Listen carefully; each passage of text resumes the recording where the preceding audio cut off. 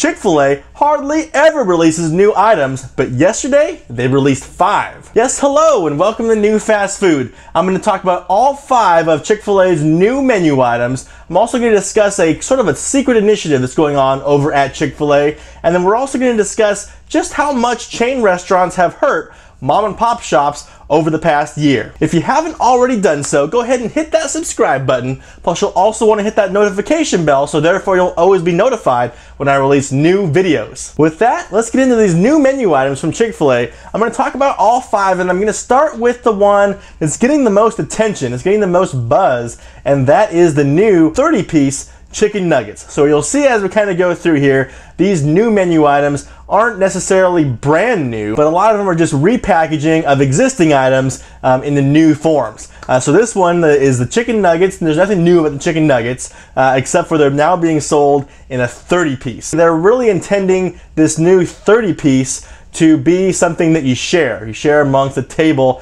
You can see from the marketing image that they put out, there's 4 people here sharing this 30-piece nugget. I don't know if 30 pieces is enough to share between 4 people. Maybe if a couple of those, maybe if 3 of those are kids. But yeah, they're intending for this to be something that you share. If you're not convinced by the ad with the 4 different hands in there, you should be convinced by the price. A 30-piece nugget at Chick-fil-A is gonna run you 15 bucks. So if you're not going to share that, that's a pretty expensive meal to just be spent on chicken nuggets. And like I said, even though this item is getting the most buzz and the most attention, this is probably the item that I'm least excited about. I'm more excited about the other 4 items that I'll talk about in a minute. But first, let me tell you why I'm not so excited about this 30-piece. And that's that Chick-fil-A doesn't really give you a discount for buying the bigger bundle of items. What I mean is a 30-piece at 15 bucks, that's 50 cents per chicken nugget, when in fact if you got even the smallest size of chicken nuggets that they offer, the 4-piece, those nuggets only cost you 53 cents per nugget. So you really, by getting a 30-piece instead of a 4-piece, you'd think that the cost per nugget would drop significantly. It doesn't.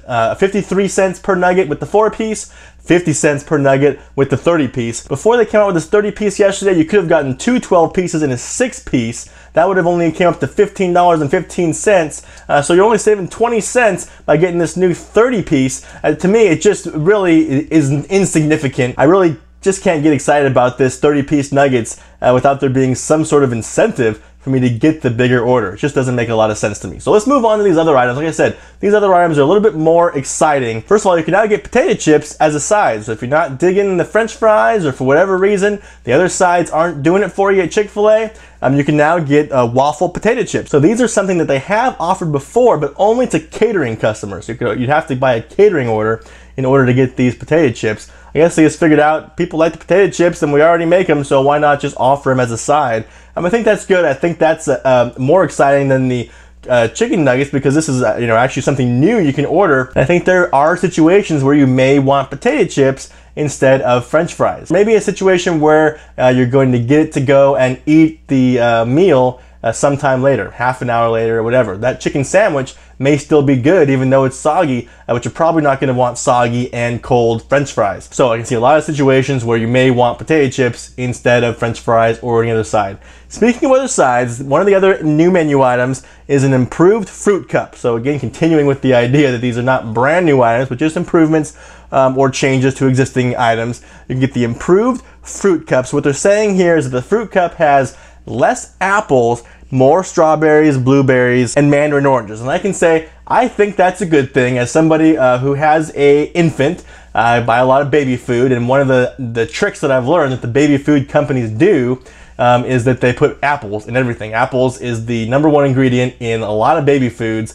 and basically I believe that that's because apples are so much cheaper than other fruits. So it's nice to see here Chick-fil-A upgrading their fruit cups by getting rid of some of those apples and introducing more of what they're calling premium fruits. But really, I mean, strawberries, oranges, these are not necessarily premium fruits, but you know, they're better than apples, so I gotta give them credit there. The other two items that Chick-fil-A introduced are both on the catering menu. One of them I'm just gonna gloss over. That's the grilled chicken bundle, which this is just basically 10 grilled chicken sandwiches that come, the ingredients are all separated, so you get like 10 fillets and like 10 buns, and you have to put them all together yourself. I'm not really a fan of that one. The other one though is the spicy chilled grilled chicken sub. So they already had a chilled chicken grilled sub that you could order from the catering menu. It's basically just a chicken, not a Chick-fil-A chicken sandwich, but more like a Subway style sandwich. You could get that in the original chicken before. Now you can also get it in the spicy. So I think that's pretty exciting. I'm a big fan of all spicy foods. We talked about Chick-fil-A expanding their test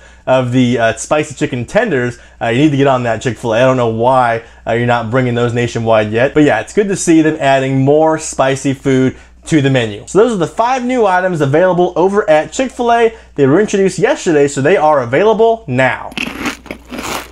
All right, now sticking with Chick-fil-A, they put a little bit of information out about sort of a top secret thing they've got going on, testing back at their headquarters. They're testing brand new play areas that they say they want to start putting into new restaurants starting next year. So this is very exciting. Take a look here. This is what the new play areas could look like. And so they're still, like I said, they make it very clear they are still in the testing phase. This is the only picture they provided, and I gotta believe that this probably isn't gonna be what the final play area looks like, because why would they release that? They know that McDonald's, Wendy's, everyone else is just going to copy whatever innovative new play area that they have, so they're not going to do that. But at least we can kind of get an idea of what the new play area may look like, and maybe what some elements may come along with it. So the first thing you notice, even though this is a brand new type of play area, it has no digital elements at all. You know, no touch screens, no electronic components. They got a lot of feedback, they said, from parents who said they just really didn't want another electronic distraction for their kids. They wanted them to get out, go play, and not have to introduce them to just another screen that, of course, kids nowadays are interacting with all day long anyways. So they say the new play areas are going to inspire creativity, exploration, and collaboration. In fact, they say they did a lot of testing of kids at different age levels playing at the same time to make sure that everybody would have fun together. Some other elements that they say these playlands are going to have that we can see here in these pictures is that they're going to have a more transparent look, so you can see, no matter where the kids are in the play structure, you can see exactly where they are, what they're doing, because of that transparent look to it. And the other thing that they said is going to be important is bigger spaces so that parents can climb in and out if they need to. You can see that here in the stair area. That's a much larger area than a lot of other play areas, and that would make it easy for a parent to go up to the top and retrieve their child or whatever they have to do, break up a fight. No. So anyways, I just thought this looked pretty cool. It looks pretty futuristic with these curved edges and the circles all side. I don't know, it just looked pretty cool to me. Like I said, we can expect to see these new play areas in Chick-fil-A's starting as early as next year. Now, I'm not really sure how to feel about this last one. Obviously, I'm a huge fan of fast food restaurants, but these new numbers coming out show that actually chain restaurants are little by little taking over business from smaller mom and pop shops. So NPD, they're a marketing research company, they reported that last year there were nearly 6,000 less mom and pop restaurants than there were the year before. On the flip side, there was an increase of chain restaurants. So we see more and more chain restaurants being opened up and more mom and pop restaurants closing down. A lot of times I look at studies like this and I say, well, they're making a big deal out of nothing. But I think that the 6,000 less mom and pop restaurants number, the actual number is about 5,700.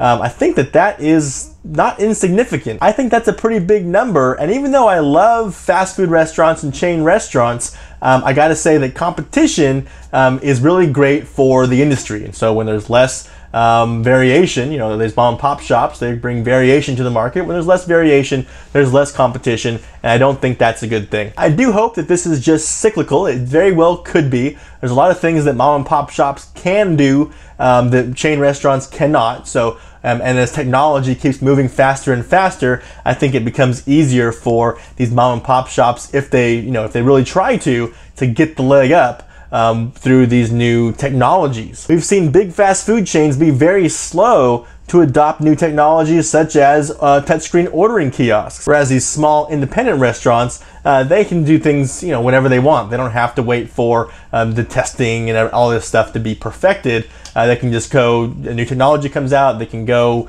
run with it and introduce it and be out ahead of these big chain restaurants. So I think that's one way these mom and pop shops can get a leg up on the big chain competition, is just being quick to adopt new technologies that come out. And that's today's fast food news. Thank you so much for going over it with me. Leave your thoughts down below on anything that we talked about today. And as always, you can watch more videos right now.